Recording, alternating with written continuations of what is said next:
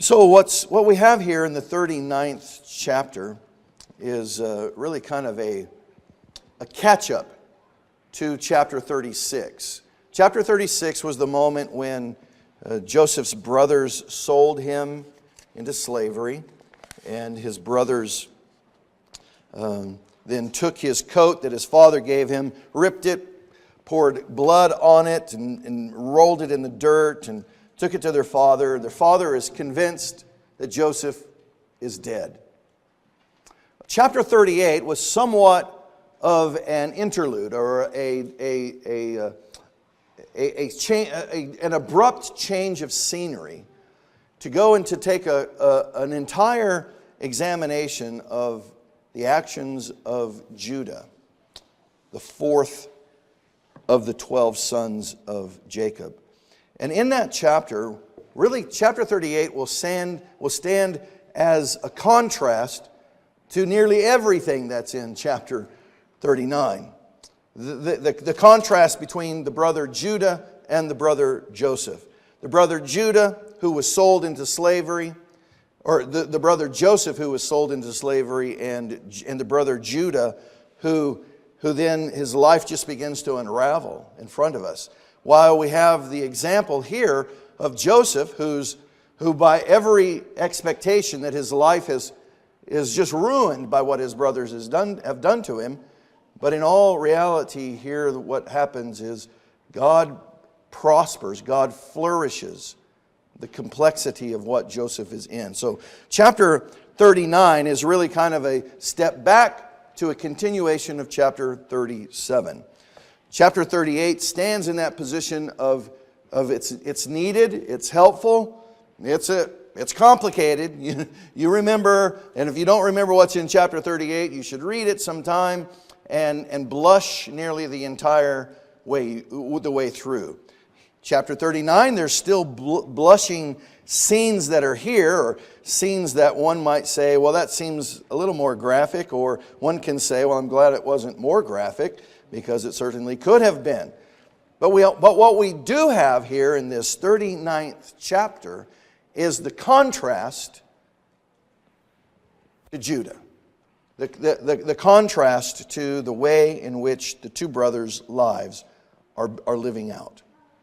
So, and when we look at this, then we will see that when you are in the observing of the text, and you come to the end of chapter 37, so let me just take your eyes back to the end of chapter 37, that the brothers have made the agreement, they're going to sell their brother, and they're going to take this back to this coat back to their father. So when you get to chapter 37, let me just show you this, verse 34, 35, and 36. Let me refresh your memory of this.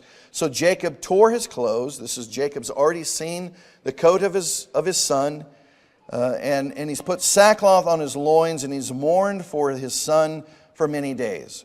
For all his sons and all his daughters arose to comfort him, but he refused to be comforted.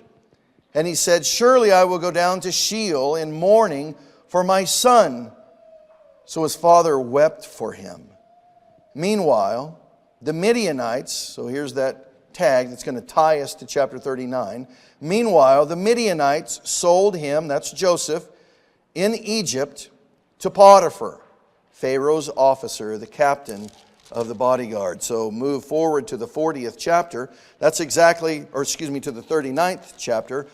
And that's exactly what we have, the continuation of the closing of the narrative of chapter 37 and the opening of the narrative in chapter 39. So you see it. Now Joseph had been taken down to Egypt, and Potiphar, the Egyptian officer of Pharaoh, the captain of the bodyguard, bought him from the Ishmaelites who had taken him down there. So we have, those are the two verses that are connecting the continuation of the narrative. So we already know that in the line of the patriarchs, that there are times, especially in Abraham's life, where there are these two times when Abraham and Sarah will travel to Egypt. And in both cases, there will be significant conversations between leaders of the Egyptians. And of those will be Pharaoh. I'll just point you back to those encounters, but see that each time what God is doing in Abraham's life, the patriarch, the great-great-grandfather of Joseph, is he's doing a very similar thing in Joseph's life. Now the circumstances are wildly different, aren't they? Abraham traveled to Egypt on his own initiative, and Joseph travels to Egypt as a slave. What an interesting contrast. But this will be a similarity that God will bless. He did bless Abraham, and he is blessing. He will bless. When we look at this, he did bless Joseph while in Egypt. So there he is in Potiphar's household, the high bodyguard officer of Pharaoh. Notice in verse 2, it says, the Lord was with Joseph. Now I think this is really an important observation to make, that where Joseph is going to rise in Potiphar's house, we should make note of this, that he's not doing this on his own initiative. He's not doing this upon his own ability to prosper. It is the narrative is telling us that Yahweh was with Joseph. So he hasn't abandoned him. He's been thrown into a pit. He's been sold as a slave. But all along, the Lord is with him. And so it's the narrative tips us off here. The reason why Joseph becomes a successful man, we see that in verse 2, it's because the Lord was with him. Now we can go back to chapter 36 and chapter 37, and we'll see there's this tension between Joseph and the brothers, and there is this language of favor between Jacob and Joseph. There's certain things about what God has equipped this son with that God is pleased to give favor to him. His father recognized some administrative skills that he has. He has the ability to lead and the ability to administer and supervise. At least twice in the narratives between Jacob and Joseph, we learn that Jacob will instruct Joseph to go and give me a report of what's going on out where the sheep are being tended to. And so Jacob recognized some certain abilities that God has given to his son, and he puts him in these kinds of leadership positions. This is the same thing that's happening even now.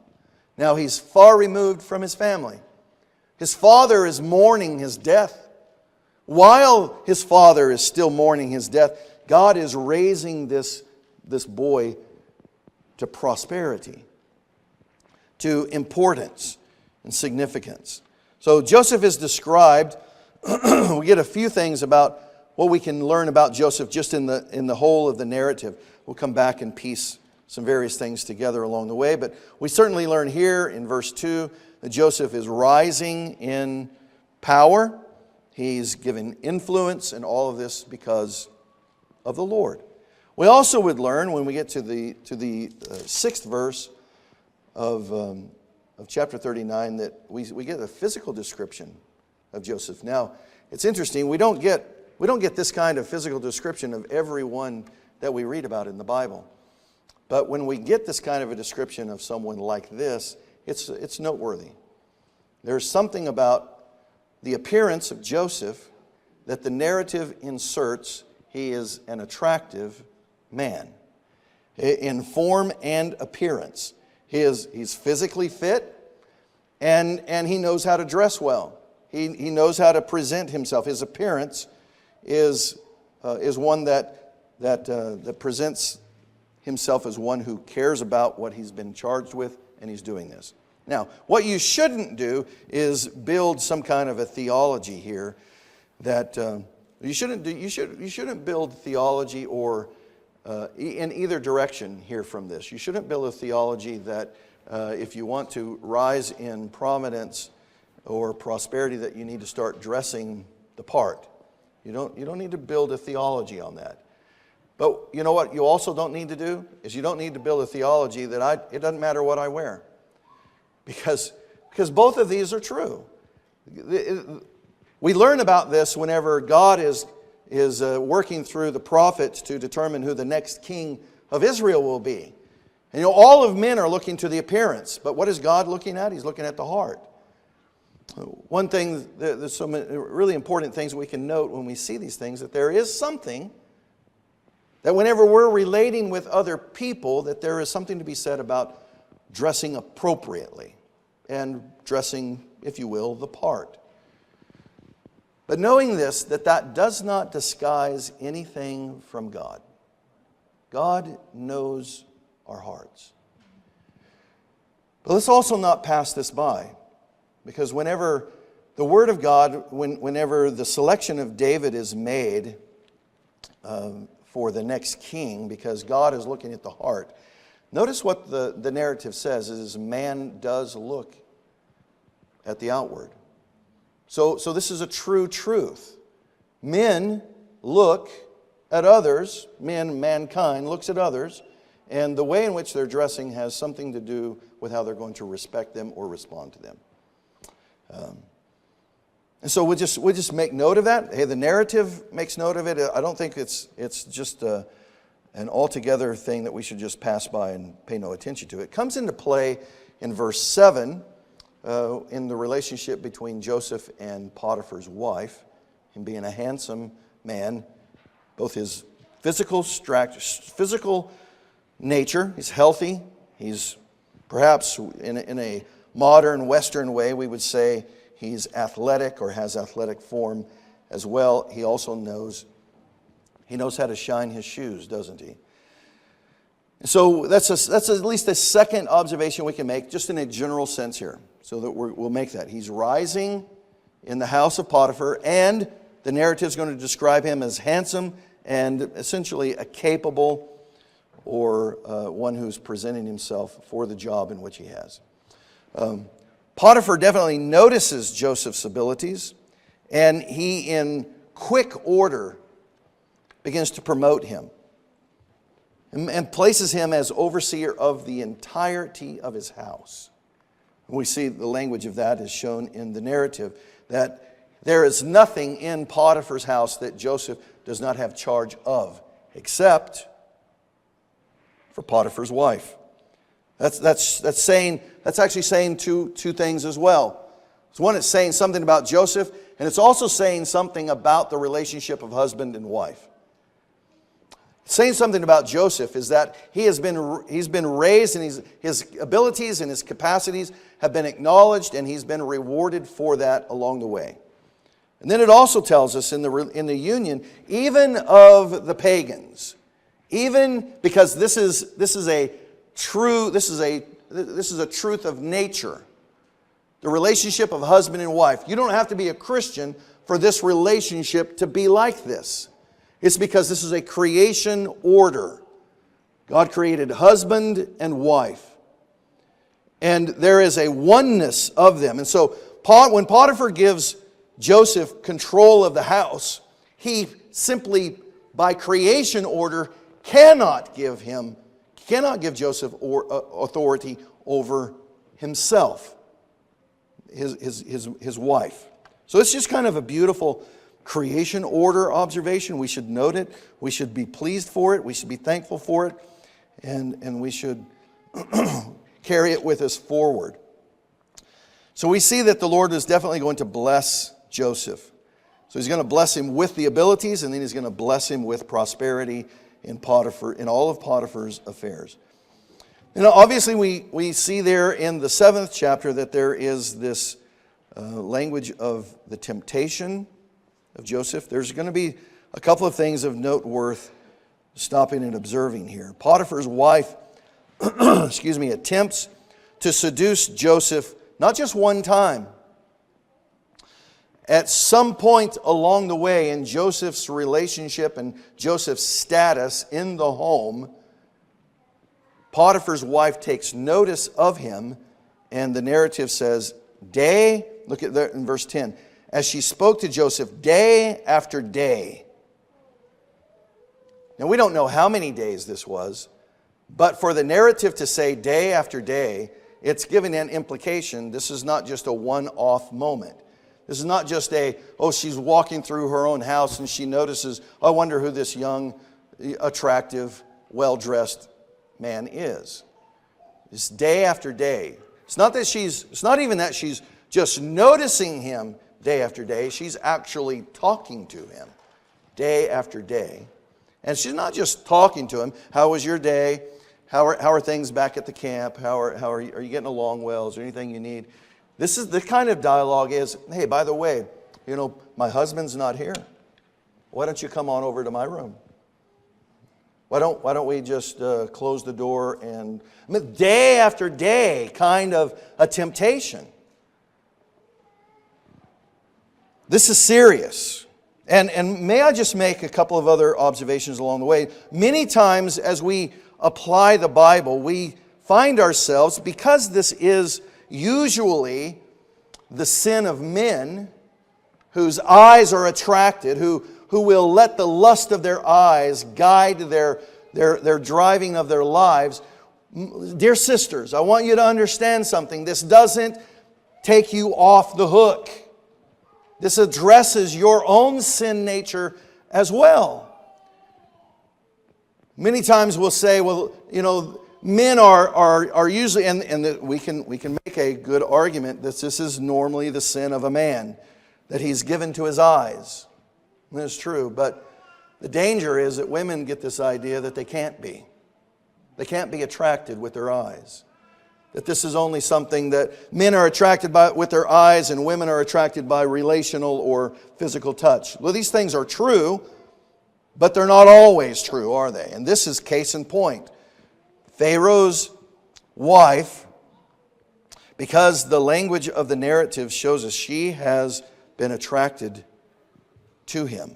Lust. She's lusting. She's a married woman. Her heart belongs to another man. Another man's heart belongs to her. Those, through the supernatural order of creation, those two lives have become one. And when either party begins to look outside of the union, lust has entered the relationship. Lust is, simply put, an overwhelming desire for something that one does not currently have. This would be a description of Potiphar's wife. She currently is married to another man. And the lust of her eyes is that she wants what she's not married to.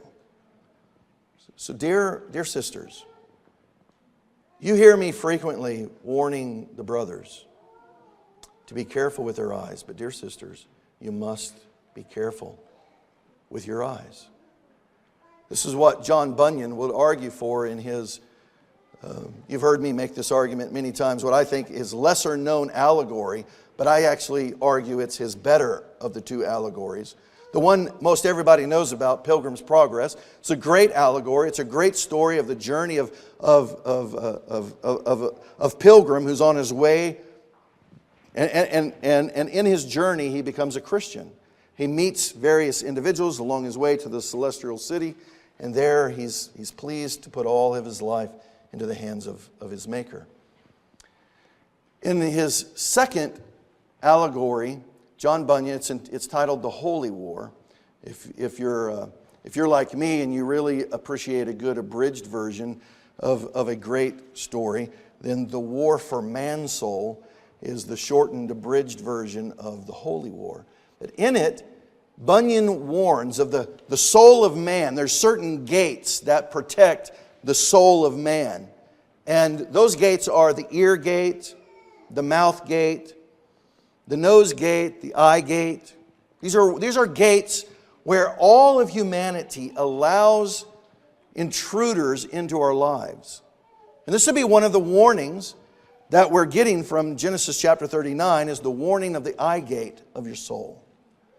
So this is for both men and women, but specifically here today because the shoe is on the other foot, or what's good for the goose is good for the gander. Let's put all of those kinds of thoughts here into this, in subject to the text here, is that women, you must guard the eye gate as much as the men must guard the eye gate. So Joseph has refused this. We see this in verse 8. He's refused. He's even told her, behold, with me. He reminds her, listen, your husband has given me charge of everything. Everything but you. I don't have permission for. And what you're asking me to do, I refuse to do. So this temptation from the most powerful woman in the house, Potiphar's wife, she's giving Joseph permission to lie with her in the chambers. Joseph being the only one of the patriarchs who's described as being handsome. I don't know what that means about all the others. But I brought it up, so I'm just going to pass by and say, apparently they're not the most handsome looking figures. But Joseph was. Joseph, the narrative specifically speaks of this. And so Potiphar's looking at him and saying to him, come into the bed and lie with me. But notice in verse 9, he refuses.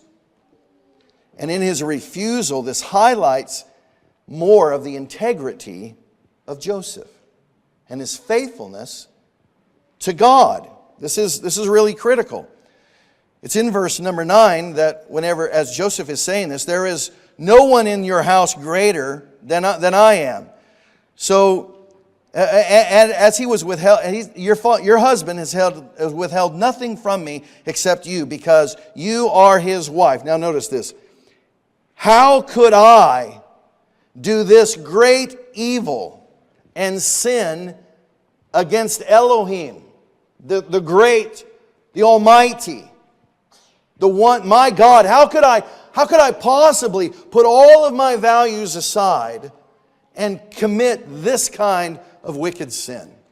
This is Joseph saying this, and he's speaking to the most powerful woman in the house, who is the wife of the most powerful man in Pharaoh's bodyguard.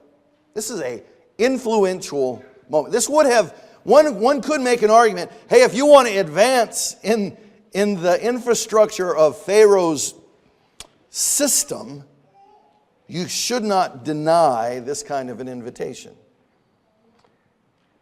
But Joseph would say, I would rather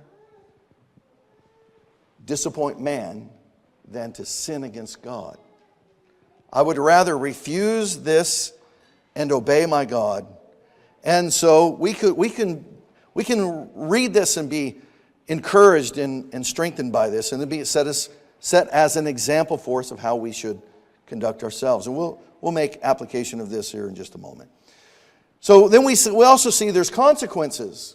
Every action has a consequence, doesn't it? This is like the laws of physics. Every law has a well, I shouldn't be speaking about it because I didn't write it down, and I'll prove to you pretty quickly how much I don't know about the laws of physics. You have something moving this way, and until something stands in the way and does something else of a greater force, it causes it to stop and move in a different direction. But this is so there are consequences. There's an action and a reaction. What are the consequences of someone refusing the most powerful woman in Potiphar's household? One might say, well, how can there possibly be a consequence? But there's always a consequence. Not all consequences are bad, by the way.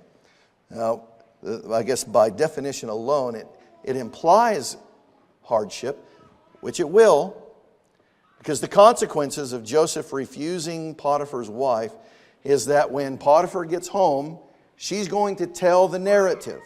She's in control of telling what happened, and she has physical evidence to back up her story.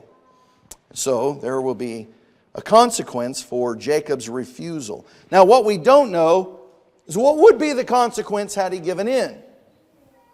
I would make an argument there would definitely have been a consequence, but a consequence of greater magnitude. Even if there was never a consequence between Joseph and Potiphar, or Joseph and eventually of the Pharaoh, There would be a consequence between Joseph and God. A greater consequence, certainly.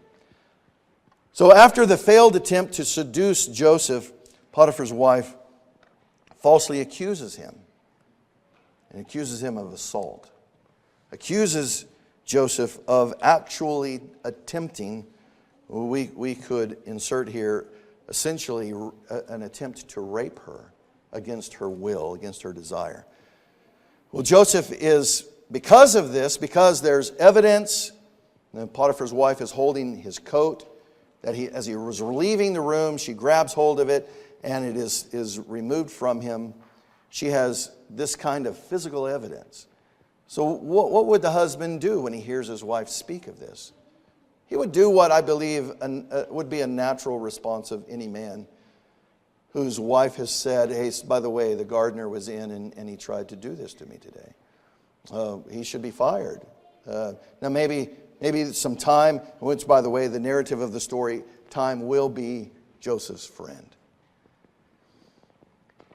But the consequence is this, is that Potiphar's anger wells up and charges Joseph with this assault on his wife.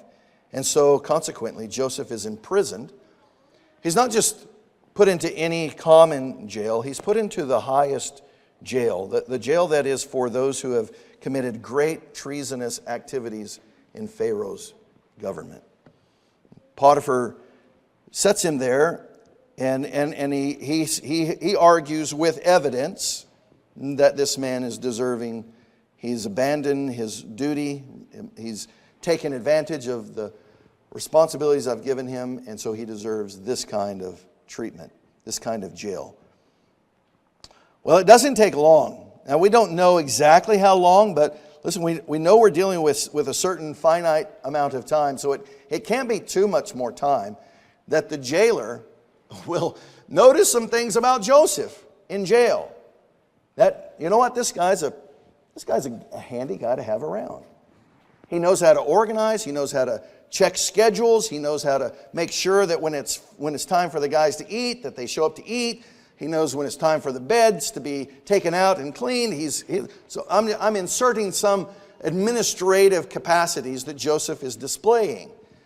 And it doesn't take long that the jailer basically, you almost get the idea that he says, you know what, I don't even need to show up to work because I got Joseph. Joseph's going to make sure that no one in jail is going to break the rules. No one in jail is going to try to break out because Joseph's not going to let them. This is actually, it's extraordinarily beautiful of what God has done with this young man. The capacity to honor God irregardless of the consequences or the situation, the circumstances of what he's in. This is actually just extraordinarily beautiful. It's beautiful that we have the Gideons here with us today, because some of you have heard this before, that there's some of us in our church, we've had accusations levied against us in foreign countries, and we've spent time in jail in countries where you're guilty until you prove your innocence. And may I just say, one of the most tender, most beautiful things, and I can see Joseph behaving in the same kind of way. He's shown up. He knows that he's not broken any law. He's there. He's believing in a sovereign God, and there he is doing what God has fit him and equipped him to do. I remember the day in which we were being first moved into the jail cell, and so to the good Gideon brothers and sisters that are here today, bless the Lord for Gideon Bibles. We were carrying New Testament Psalms and Proverbs with us, and within moments we learned that the other inmates in the Haitian jail had Gideon Bibles in French. In their native tongues would be Creole, but they would have been taught French. And within a few moments, I'm still on the outside getting processed and getting ready to move in, and I look across, and Steve, who's yet to go into the jail as well, has his Gideon Bible out, and he's already talking to other Haitian inmates, and none of us are speaking the same languages, but it's the same chapter and the same verse in English, and it's the same chapter and the same verse in French. And so what's happening is, in spite of the circumstances, our ministry changed on a dime at the moment, and it became a jail ministry. I think that this is what's happening with Joseph, is that he's basically just said, whatever circumstance God has given me, that's my ministry. His father gave him duty to go out and check on the brothers. That was his ministry. When he gets there, his brothers throw him in a pit. That's his ministry. His brothers sell him as a slave. That's his ministry. The slaves sell him to Potiphar. That's his ministry. That's his new place of location of honoring God in all that he does. While honoring God, consequences fall upon him because he's obeying God and not the appeal of a lust-filled woman. He has to suffer the consequences of that refusal. And what does he do when he gets to jail? Well, that's my ministry. This is what I'm doing today. By the way, this is not the end of the change of scenery for Joseph's ministry. It will change scenes multiple times. So when we watch what happens here in Genesis 39, only someone who is filled with confidence that God has saved them and rescued them themselves can they find themselves satisfied to adopt and adapt. They adopt the circumstances and they adapt to the situation, because that's the ministry God has given them. It's a hard one. It's a hard pill to swallow sometimes, isn't it? Rather than feel pity for ourselves, we should lift our heads up and say, okay, God, how do I do that now? How do I do that here? Even in a difficult moment, in a difficult season. So this chapter demonstrates to us, it really stands as an illustration of how what God is like with Joseph and how Joseph views God. Joseph's experience set the stage for us for the eventual rise and the power of a nation, by the way. You notice this prosperity doesn't just, Potiphar's household it becomes a fine-tuned, well-oiled machine under Joseph's ministry in the power of God. It will eventually be, God will give Joseph a spot in the whole of the kingdom of Egypt.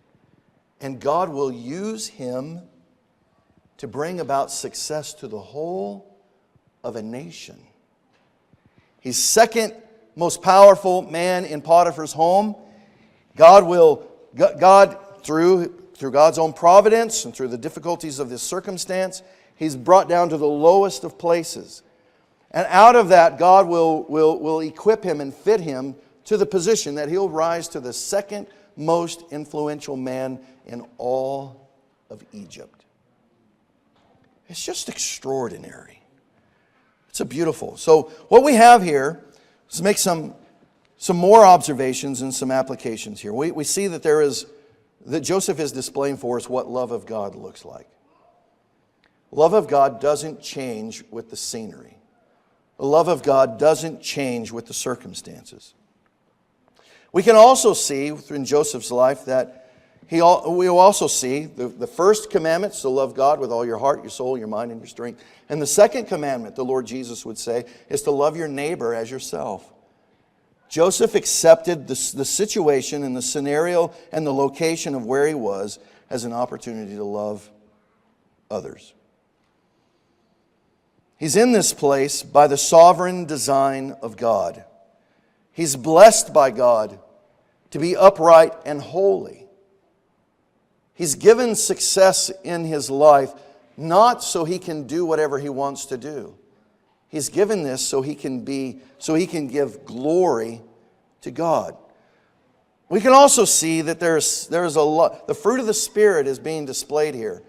When we read of the fruit of the Spirit in the New Testament, one of those descriptions is a display of self-control. Joseph is expressing a life that has self-control. All right, let's bring back into the picture here. Let's give some more caution here. Lust of the eyes. It's one of those three main root sins that we would see that the Bible would speak of. Lust begins with the eyes, and the eyes will eventually poison the heart, because the eyes see what it wants and it knows that it doesn't have it. And so it poisons the heart, that part that actually drives the man or the woman. So it poisons the heart, so the heart will want what is forbidden. The heart will want what he is not allowed to have. See, lust is one of those root sins that poisons the whole being. Lust is usually in this place. And it is, you will find lust at the core of many of your sins, by the way. Lust is not just, it is usually associated to sexual sins, but it can also be associated with monetary, with lack of things and wanting what you don't have. It is at the core, essentially what it is. Lust is seeing what one doesn't have and wanting it. And not just wanting it, but because it's a root sin, it's one of those that creates covetousness. It's one of those that creates inside of us. It's not that I just want that, it's that I want that. I want that belongs to them. I want that. I don't want something like that. I don't want something of my own. I want that. And this would be what Potiphar's wife has said, I want him. I don't just want a male. I want that male. I want that man. My heart is fixed on him. Why? Because lust has poisoned the heart. Boys and girls, do you understand the danger of lust? You're going to hear news of your friends who disobey their parents, and it appears as though they get away with it. You watch them doing whatever they want to do, and you'll see that and you think, I want to do the same thing. You don't say this out loud, but you're essentially saying, I want to dishonor God so that I can be like that, so that I can do that. Careful. That's how that children's song goes, isn't it? Careful, little eyes, what you see. Be careful here.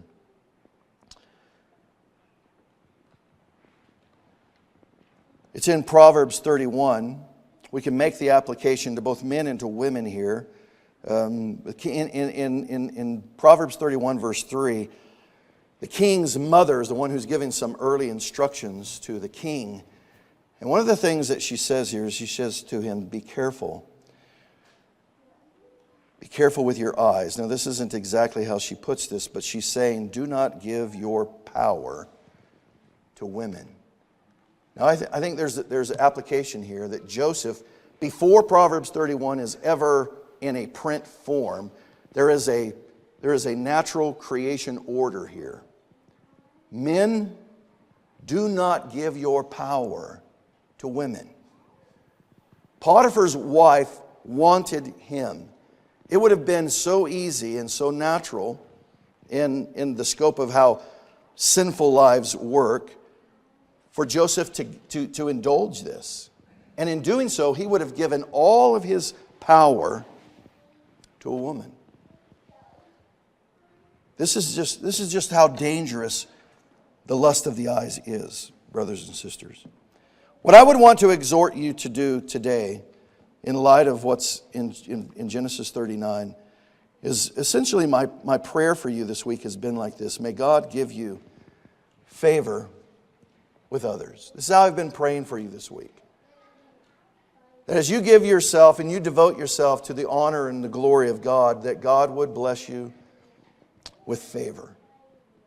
This would be an example of what we see in chapter 39, is God giving, because in the early verse, in verse number 2 of this chapter, God was with Joseph.